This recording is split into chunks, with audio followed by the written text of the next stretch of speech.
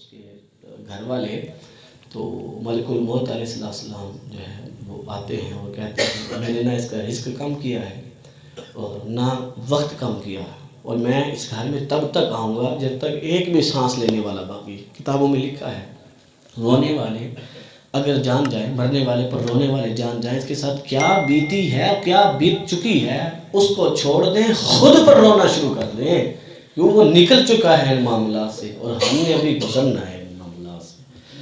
موت کو یاد رکھا کریں، موت کی آسانی کے لیے دعا مانگا کریں ہمیشہ۔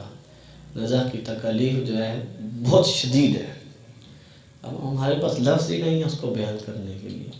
سیدنا فاروق اعظم سے کعب سے فرمایا تھا ایک دن میں موت کی سختیوں کے بارے میں بتاؤں، نے فرمایا میرے مومنین، موت اس ٹہنی کی مانند ہے جس میں کثیر کانٹے ہوں، پھر کسی زندہ شخص کے جسم میں اس کے پیوست کیا جائے، جب وہ اچھی طرح اس میں گھل مل جائے نا، پھر کھینچنے والا کو کھینچے اس کو، کچھ ریشے وہ باقی چھوڑ دے اور کچھ اپنے ساتھ لے آئے۔ اتنی تکلیف اس کو نہیں ہوتی جتنی مرنے والے کو ہوتی ہے۔